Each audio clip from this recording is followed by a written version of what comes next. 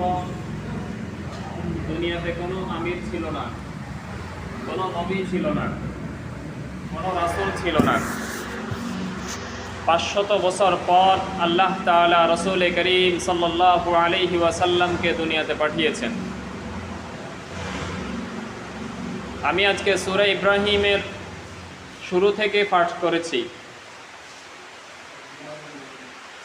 সূরা ইব্রাহিমের শুরুতে আল্লাহ তাআলা বলেন, আলিফ লাম রা কিতাবুন আনজালনাহু ইলাইকা লিতুখরিজান নাসা মিনাজ যুলুমাতি ইলান নূর। রাসূল করিম সাল্লাল্লাহু আলাইহি ওয়াসাল্লামকে দুনিয়াতে পাঠানোর উদ্দেশ্য কি এবং রাসূল করিম সাল্লাল্লাহু আলাইহি ওয়াসাল্লামের উপর কোরআনে কারীম নাজিল করার উদ্দেশ্য কি, এই বিষয়টাই আল্লাহ তাআলা সূরা ইব্রাহিমের শুরুতে ব্যক্ত করেছেন, তুলে ধরেছেন। রাসূলের একজন সাহাবী, যিনি রাসূলের পূর্বে হযরত ঈসা আলাইহিস সালামের উম্মতের মধ্যে গণ্য ছিল, ওই সাহাবীর নাম ছিল দেহিয়ায়ে কলবি। দেহিয়ায়ে কলবি পরবর্তীতে মুসলমান হয়েছিল, কিন্তু শুরু অবস্থায় সে কাফের ছিল। ওই 500 বছরের ভিতরে মুসলমানদের অবস্থা কি বর্ণনা করব, মুসলমানই তো ওই সময় ছিল না। মুসলমান তো তখন থাকে যখন মানুষদেরকে দাওয়াত দেওয়ার মতো লোক থাকে, তখন দিন বুঝনেওয়ালা, দিন জাননেওয়ালা মানুষ দুনিয়াতে থাকে। কিন্তু মানুষ যখন অজ্ঞ থাকে, তখন এই অজ্ঞতা থেকে তাকে কে দিনের দিকে আনবে, কে ইসলামের পথে আনবে, এই রকম মানুষ যদি না থাকে, তাহলে মানুষ কখনো অজ্ঞতা থেকে দিনের পথে আসতে পারে না, অসম্ভব হয়ে যায়। ওই সময়টার মধ্যে যে সাহাবী ছিল,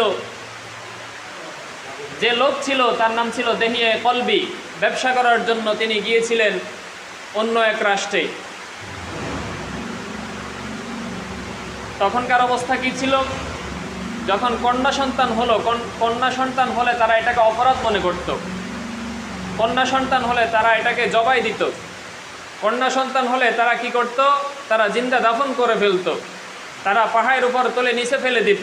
তারা পাথর দিয়ে মাথায় আঘাত করে মেরে ফেলত। কয়েক পদ্ধতিতে এই সমস্ত কন্যা সন্তানদেরকে মেরে ফেলা হতো জীবিত।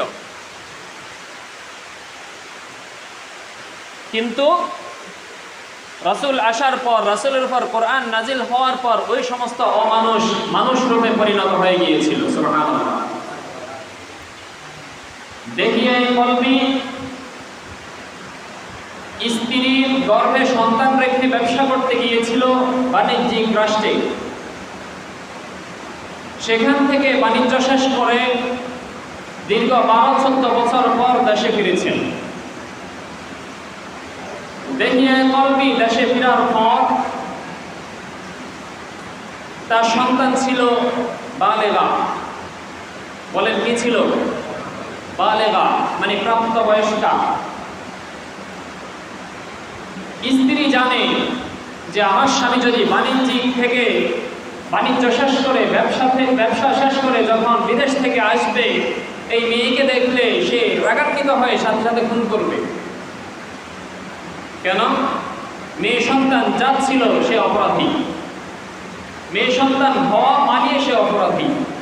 এই জন্য তাকে সাথে সাথে হত্যা করার নিয়ম ছিল। দেখিয়ে কলবি বাড়িতে আসার পর তার স্ত্রী কি করল? তার মেয়েকে তার থেকে সবসময় দূরে দূরে রাখত। বাবার সাথে মেয়ের সাথে যেন কোনো রকমের সম্পর্ক না হয়, কোনো রকমের দেখা না হয়, এই জন্য কি করত? সবসময় মেয়েকে দূরে দূরে রাখত। একদিন ঘটনাক্রমে বাবার সামনে মেয়ে পড়ে যায়। তখন মেয়েটা এত সুন্দর যে বাবার নজর মেয়ের উপর পড়ে গেছে। বাবা তো আর জানে না এটা বাবার মেয়ে। এই মেয়ের বাপ সে নিজেই, এটা সে জানে না। মেয়ের প্রতি নজর পড়ার সাথে সাথে তার ভিতরে একটা আকর্ষণ সৃষ্টি হয়ে গেছে, যৌবনতা। স্ত্রীকে ডেকে বলল, মেয়েটিকে স্ত্রী বলল, কেন? বলল, মেয়েটির প্রতি আমি দুর্বল হয়ে গিয়েছি। স্ত্রী ভাবল যে বাবার কাছে মেয়েকে অত্যন্ত পছন্দ হয়েছে, অত্যন্ত সুদর্শন মেয়ে, অত্যন্ত সুঠাম দেহের অধিকারী মেয়ে, অত্যন্ত আকর্ষিত মেয়ে। যদি আমি বাবার কাছে মেয়ের পরিচয়টা দিয়ে দিই তাহলে হয়তো তার থেকে এই মনোভাবটা চলে যাবে এবং মেয়ের প্রতি সে বাবার দৃষ্টিতে দেখবে, আদরের দৃষ্টিতে দেখবে, অন্য দৃষ্টিতে আর দেখবে না। আম্মাজান অনেক আশা নিয়ে এই কথাগুলো বলেছেন। আপনাকে আমি বলছি, তবে আপনি রাগান্বিত হতে পারবেন না, আপনি আমাকে মারধর করতে পারবেন না, মেয়েটিকে কিছু বলতে পারবেন না। দেখে কলবি বলল, কি গোপন করতে চাও আমার কাছে বলো, তোমার সমস্ত শর্ত আমি মেনে নিলাম, মেয়েকেও কিছু বলবো না, শুধু মেয়েটিকে আমাকে বলো, আমি তোমাকেও কিছু বলবো না। দেখে কলবির স্ত্রী অত্যন্ত আনন্দিত হয়ে বলল, ওই মেয়েটি হচ্ছে তোমার নিজের মেয়ে, ওই মেয়ের বাবা হচ্ছ তুমি নিজেই, ওই মেয়ের মা হচ্ছি আমি। তুমি যখন বাণিজ্যের জন্য গিয়েছিলে, বাণিজ্যিক রাষ্ট্রে গিয়েছিলে ব্যবসা করার জন্য, তখন আমার গর্ভে সন্তান ছিল, সেটা তুমি জানো। কিন্তু এই সন্তান ভূমিষ্ঠ হয়েছে মেয়ে হয়ে। এই সন্তানটা অত্যন্ত সুন্দর হওয়ার কারণে, সুদর্শিত হওয়ার কারণে আমি তাকে হত্যা করি নাই। আমি তোমাকে না জানিয়ে তোমার অগোচরে রাখার চেষ্টা করেছি মেয়েটাকে। কিন্তু এখন তুমি যেহেতু দেখে গিয়েছ, তুমি যেহেতু জেনে গিয়েছ, এই জন্য তোমাকে আমি পুরো ঘটনার বিস্তারিত জানালাম। তুমি যাতে করে মেয়েটাকে কোনো ক্ষতি করতে না পারো। দেখিয়ে বলবি ভিতরে ভিতরে রাগে ফেটে যাচ্ছে, ক্ষোভে ফেটে যাচ্ছে। আমার মেয়ে এত বড় হয়ে গেল, অথচ আমি নিজেই জানি না। স্ত্রীকে বলল যে অসুবিধা নেই, আমি অত্যন্ত খুশি, তুমি খুশি তো আমিও খুশি, আমার মেয়ে এত সুন্দর হয়েছে, আমার মেয়ে এত বড় হয়ে গিয়েছে। এ কথা কিন্তু বলেনি যে তুমি আমাকে জানাওনি আমার মেয়ে হয়েছে, তুমি আমাকে জানাওনি আমার মেয়ে এত বড় হয়ে গিয়েছে, তুমি আমাকে জানাওনি আমার মেয়ে আমার ঘরে একজন বালেগা মেয়ে আছে, তুমি তো এই কথা আমাকে বলতে পারতে, এরকম বলে নাই, বরঞ্চ ক্ষোভটা নিজের মনের ভিতরে রেখে দিয়েছে। স্ত্রীর সাথে হাসি মুখে কথা বলছে, মেয়ের সাথেও হাসি মুখে কথা বলছে। এরকম ভাবে দুই একদিন চাইতে চাইতে দেখিয়ে কলবি নিজের স্ত্রীকে বলল, মেয়েটাকে আমাকে দাও, মেয়েকে নিয়ে আমি নানার বাড়িতে গিয়ে ঘুরে আসি, আমার শ্বশুর বাড়িতে মেয়ে নানার বাড়িতে গিয়ে একটু ঘুরে আসি। দেখিয়ে কলবির স্ত্রী, মহিলাদের মধ্যে একটু নরম থাকে, মহিলারা একটু সহজ সরল থাকে, এই জন্য কোনো পেঁচঘাট না করে, কোনো কিছু না বুঝে বাবার সাথে মেয়েকে দিয়ে দিল। দেখিয়ে কলবি এরকম চাদর পরেছে, চাদরের ভিতরে কোদালটা রেখে দিয়েছে। চাদর পরা, চাদরের ভিতরে কোদাল, কিন্তু মেয়েও জানে না, মেয়ের মাও জানে না। যদি জানতো, মেয়ের মা কখনো এই লোকের সাথে দিত না, বাবার সাথে মেয়েকে দিত না, আর মেয়েও কখনো বাবার সাথে যেত না। দেখিয়ে কলবি মেয়েকে নিয়ে চলতে শুরু করলো। মেয়ে তো মেয়ের নানার বাড়ি ছেলে, যেহেতু বালেগা হয়েছে, কয়েকবার এ পর্যন্ত যাওয়া হয়েছে। দেখিয়ে কলবি মেয়েকে অন্য রাস্তায় নিয়ে যাচ্ছে, পাহাড়ের দিকে, মরুভূমির দিকে। দেখিয়ে কলবির মেয়ে বলতে লাগলো, বাবা নানার বাড়ির রাস্তা তো এটা নয়, নানার বাড়ির রাস্তা হচ্ছে এটা। কয় যে আমি তো চিনি, তোকে আমি সরল সোজা রাস্তা দিয়ে নিয়ে যাবো, তাড়াতাড়ি যে রাস্তা আছে ওই রাস্তা দিয়ে নিয়ে যাবো। মেয়েও বাবার কথার উপরে পুরো ভিত্তি করে চলতে লাগলো। চলতে চলতে মলুর মধ্যখানে নিয়ে গেল, বালুর চরে নিয়ে গেল। সেখানে নিয়ে যাওয়ার পর মেয়েকে বললো, মা তুই এখানে দাঁড়া। বাবা কি করলো? বাবা কোদাল দিয়ে মাটি করতে লাগলো, গর্ত করতে লাগলো। মেয়ে আর বসতে বাকি রইল না। মেয়ে বললো, বাবা তুমি এটা কি করছো? বাবা বললো, তুই দাঁড়িয়ে দাঁড়িয়ে দেখ আমি কি করছি। এত জঘন্য ছিল এই সময়ের মানুষগুলো। নিজের মেয়েকে, নিজের প্রাপ্তবয়স্কা মেয়েকে, শিশু হলে তো একটা কথা ছিল, কিন্তু প্রাপ্তবয়স্কা মেয়েকে সে সব কিছু বুঝে তাকে জিন্দা কবর দেওয়ার জন্য সে নিয়ে গিয়েছিল মরুচরে, মরুভূমিতে নিয়ে গিয়েছিল। বাবা মাটি ঘুরে, আর উপরের সূর্য এত তাপ, দেখেন সেখানে কোনো ছায়া নাই, ছায়াবিহীন মরুভূমি, নিচ থেকেও গরম, উপর থেকেও গরম। সে মাটি খুঁড়ছে আর তার কপাল দিয়ে ঘাম বেরিয়ে ঝরছে, ঘাম বেরিয়ে পড়ছে। মেয়ে নিজের ওড়না দিয়ে, ওড়নার কিনার দিয়ে, নিজের চাদর দিয়ে বাবার ঘাম মুছে দিচ্ছে আর বলছে, বাবা তোমার বুঝি কষ্ট হচ্ছে? মেয়ে বাবাকে কি বলে, বাবা তোমার এত কষ্ট হচ্ছে, তোমার কপাল দিয়ে তোমার গা বেয়ে ঘাম পড়ছে, আমার সহ্য হয় না। বাবা কাজ করে আর মেয়ে ঘাম মুছে দেয়। যখন গর্ত খোদা শেষ হলো তখন বাবা কি করলো, মেয়েকে এক ধাক্কা দিয়ে গর্তের মধ্যে ফেলে দিয়েছে। মেয়ে চিৎকার চেঁচামেচি করে আর বলে, বাবা আমাকে আপনি ছেড়ে দেন, যদি মেয়ে হয় আমার অপরাধ, তাহলে আমি আর কোনো সময় আপনার ঘরে আসবে না, কোনো সময় আপনার ঘরে আসবো না, আমাকে ছেড়ে দিন, আমার জানটা শুধু আপনি ভিক্ষা দিন। আমি যদি মেয়ে হয়ে অপরাধ করেছি বাবা, তাহলে আপনার সামনে আর কখনো আসবো না, আমাকে যেতে দিন, আমার চোখ যেদিকে যাবে ওইদিকে চলে যাব। কিন্তু বাবা তার অন্তর একটুও নরম হয় না, তার অন্তর একটুও গলে না, তার চোখ দিয়ে একটুও পানি পড়ে না। মেয়ে জোরে জোরে চিৎকার করছে আর কাঁদছে আর বলছে, বাবা ছেড়ে দাও, বাবা ছেড়ে দাও, বাবা ছেড়ে দাও। কিন্তু বাবা মাটি বালু ফেলছে আর তাকে ঢাকনা দিয়ে ফেলছে। এইভাবে ঢাকনা দিতে দিতে তাকে পুরোটাকে ফেলেছে।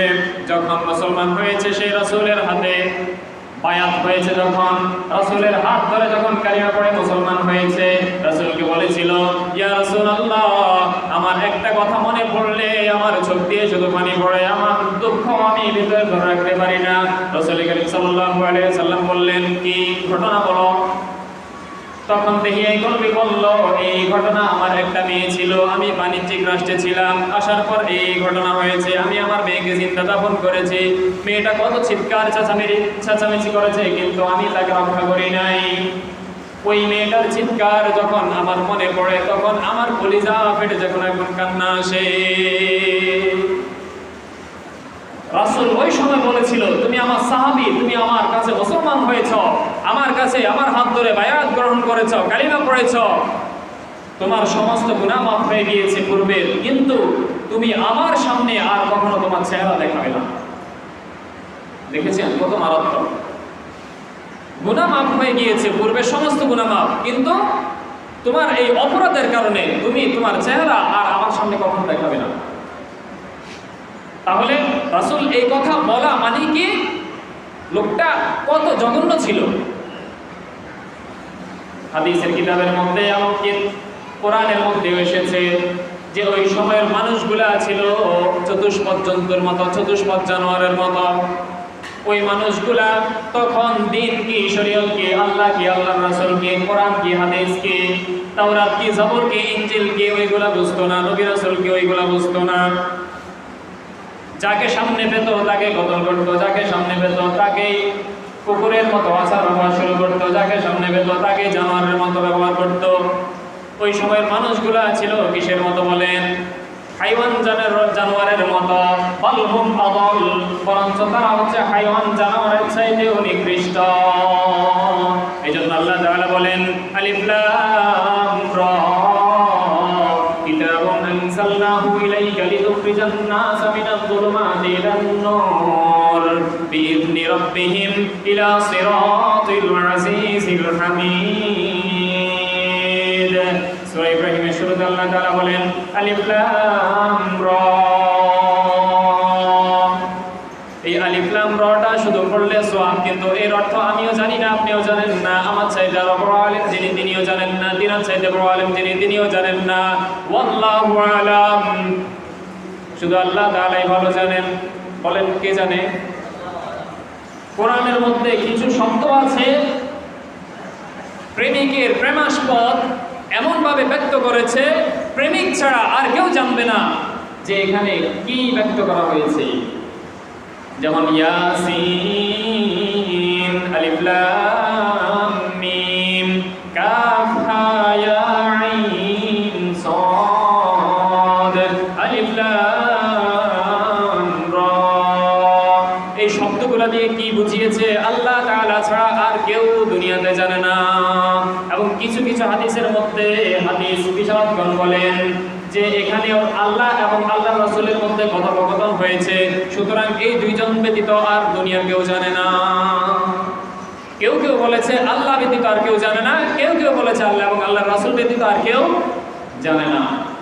তাহলে আলিফ লাম র, আপনারা কোরআন শরীফের শুরুতে পড়েন আলিফ লাম মিম, কিন্তু অর্থ কি জানেন? যালিকাল কিতাব লা রাইবা ফীহি হুদাল লিল মুত্তাকিন, এটার অর্থ সবাই জানে, এটার অর্থ সবাই জানে, কিন্তু শুরুতে যে তিন চারটা শব্দ আছে, হরফ আছে, এগুলার অর্থ কেউ জানে না।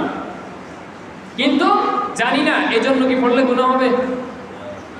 বলেন, কেউ যদি বলে যে কোরআন শরীফ যদি অর্থ না বুঝে পড়ে তাহলে কোনো সওয়াব নাই, আপনি কি মানবেন? বলেন। এটা বলা মানে কি ইহুদি খ্রিস্টানদের চক্রান্ত, সাধারণ মুসলমানদেরকে কোরআন কিতাব থেকে দূরে সরানোর উদ্দেশ্য। কথা বুঝেন নাই? আসলে আমরা আমাদেরকে নিয়ে যতটুকু চিন্তা করি এর চাইতে বেশি গবেষণা এবং চিন্তা করে খ্রিস্টানরা, জালেমরা। বুঝেন নাই? তাদেরকে ডবল বেতন দেওয়া হয় শুধু আমাদেরকে নিয়ে ভাববে, এই জন্য শুধু আমাদেরকে নিয়ে ভাববে। বাংলাদেশের বিভিন্ন মাদ্রাসাতে হিন্দু ছাত্র পাওয়া যাচ্ছে, হিন্দু ছাত্র। বুঝেন নাই? হিন্দু ছাত্র পাওয়া যায়, টুপি রেখেছে, টুপি পরেছে, দাড়ি রেখেছে, পাঞ্জাবি পরেছে, মাদ্রাসায় পড়ে, মাদ্রাসায় পড়ে। যদিও সেখানে পড়ে কিন্তু সে বেতনভুক্ত দালাল। সে কি বলেন? বেতনভুক্ত দালাল। আল্লাহ আমাদেরকে মাফ করুন। এই কোরআন হাদিস শিখে, কোরআন হাদিস রিসার্চ করে, দিন শরীয়তের ভিতরে সবকিছু জেনে শুনে এরপরে সে দুনিয়াতে ছড়িয়ে পড়ে কি করতে? খ্যাতমত করতে। কার খ্যাতমত? আপনার আমার খ্যাতমতের নাম দিয়ে ইহুদি খ্রিস্টানদের হাকিকি খ্যাতমত সে করতে থাকে। কিন্তু আপনি আমি বুঝি না, আপনি আমি বুঝি না। হিন্দুদের অবস্থা দেখেন আমাদের দেশে। আমার এক ভাই এখানে হিন্দু থেকে মুসলমান হয়ে এসছেন, অনেক বড় ডিগ্রিধারী। ওই যে পিলারের সাথে যিনি বসে আছেন, বাপ মা ত্যাগ করে দিয়েছিলেন সংসার থেকে, শুধু মুসলমান হওয়া এটাই তার অপরাধ। কিয়ামতের দিন যখন কাফেরদেরকে, যখন মুশরিকদেরকে ডাকা হবে যে ও মুশরিকরা, তোমরা আমার কাছে না বরং তোমাদের প্রতিপালকের কাছে চাও, তারাই তোমাদেরকে রক্ষা করতে পারে কিনা আমি আজকে দেখবো, তোমরাও দেখো। তখন তারা বলবে আমরা আপনার উপাসনা করেছি, আমরা আপনার ইবাদত করেছি, বন্দেগী করেছি, আপনার পায়ে সিজদা করেছি, আপনাকে খাদ্য দিয়েছি, আপনার উপাসনা প্রার্থনা সব করেছি। এখন এই আযাব গজব থেকে, এই জাহান্নামের আগুন থেকে আপনি আমাদেরকে বাঁচান। তখন মূর্তি আছে না, মূর্তির কথা বলছি আর কি। তখন মূর্তির জবান আল্লাহ তাআলা খুলে দিবে। মূর্তি বলবে আমার কি মুখ ছিল? আমি কি তোদেরকে বলেছি যে আমার ইবাদত কর, আমার ইবাদত তোরা কর? তখন বলবে না, তুমি তো এরকম কথা বলোনি। তখন বলবে যে তাহলে আমি যদি না বলি আমাকে দোষারোপ কেন করছো? তখন বলবে যে এগুলো আমাদেরকে শয়তান ওয়াসওয়াসা দিয়েছে, আমাদেরকে এগুলো শয়তান শিখিয়েছে। তখন শয়তানকে ডাকা হবে, তখন শয়তানকে ডাকা হবে। শয়তানকে ডাকার পর শয়তান থেকে যখন মুক্তি নেওয়া হবে, শয়তান বলবে যে তোমাদেরকে কি আল্লাহ মেধা দেয়নি? তোমাদেরকে কি আল্লাহ মেধা দেয়নি? আমাদের মেধা, আমাদের দেমাগ আর তাদের দেমাগ সমান না? বলেন সমান না? আমাদের বডি তাদের বডি সমান না? সব সমান, আমাদের যা আছে তাদেরও তা আছে। কিন্তু তারা এই মেধাকে দ্বীনের ক্ষেত্রে প্রয়োগ করে না। তারা দ্বীন নিয়ে ভাবে না। আল্লাহ এবং আল্লাহর রাসূলের এবং কি কোরআন হাদিসের যে সমস্ত উক্তি, যে সমস্ত কথা তাদের কানে গিয়েছিল সেগুলো যদি তারা মানত, তাহলে তো আজকে তাদের এই দশা হতো না। কেন? তারা বিবেক খরচ করে নাই, আজকে তাদের এই দুরবস্থা। তখন বলবো যে তোমাদের প্রতিপালককে নিয়ে তোমরা জাহান্নামে যাও। শয়তান বলবো আসো, আমি তো আবাদুল আবাদ জাহান্নামী, তোমাদেরকে নিয়েই আমি একসাথে থাকতে চাই। নাউযুবিল্লাহ। বলছেন নাই? আল্লাহ মাফ করুন। বলছিলাম যত হিন্দু, বৌদ্ধ, খ্রিস্টান এমনকি দুনিয়াতে যত বড় জালিম রয়েছে, সমস্ত জালিমদেরকে রক্ষা করার জন্য আল্লাহ তাআলা কি করেছেন? কিতাবুন আনজালনাহু ইলাইকা লিতুখরিজান নাসা মিনাজ যুলুমাতি ইলান নূর।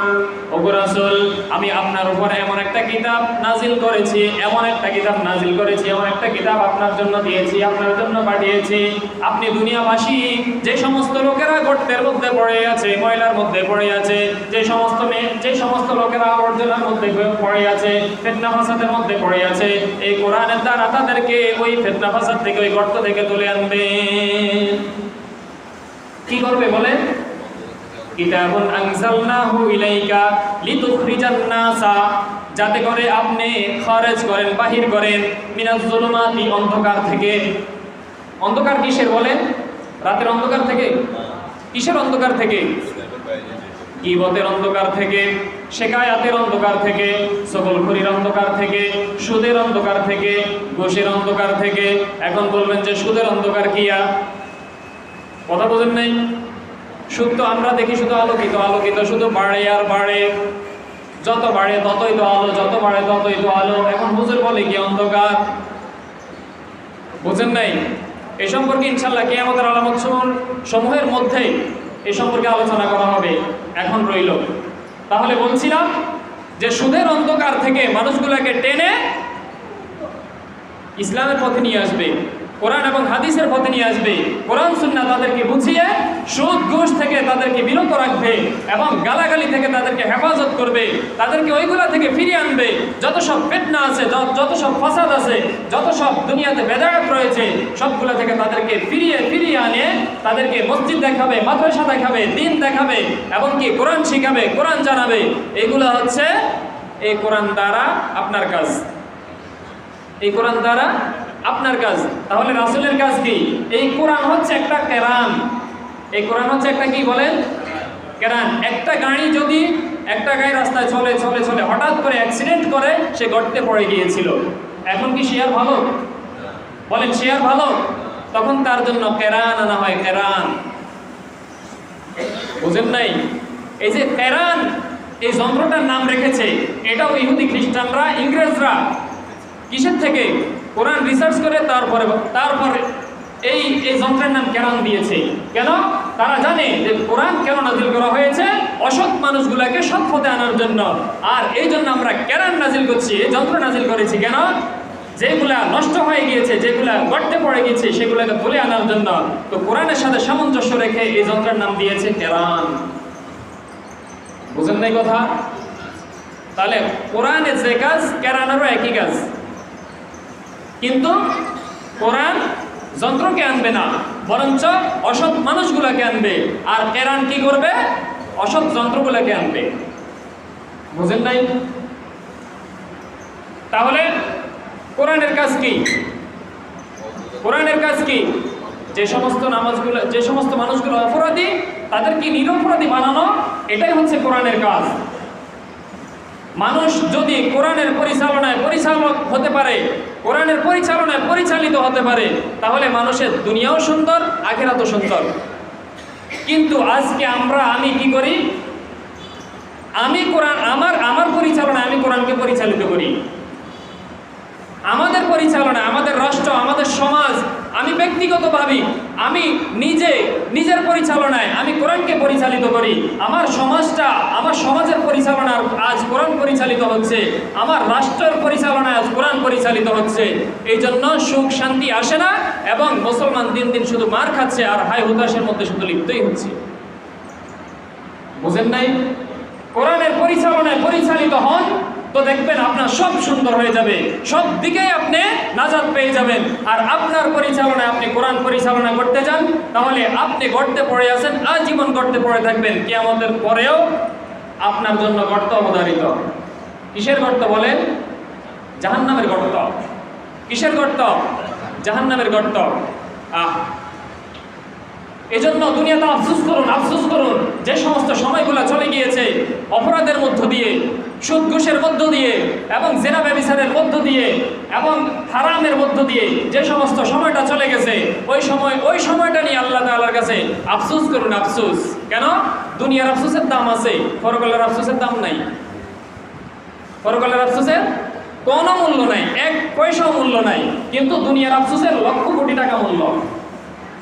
লক্ষ কোটি টাকা মূল্য। আপনি যদি দুনিয়াতে বলেন হায় কি করলাম, হায় কি করলাম, হায় অপরাধ করে ফেললাম, তখন আপনার এই হায়ের দাম আছে।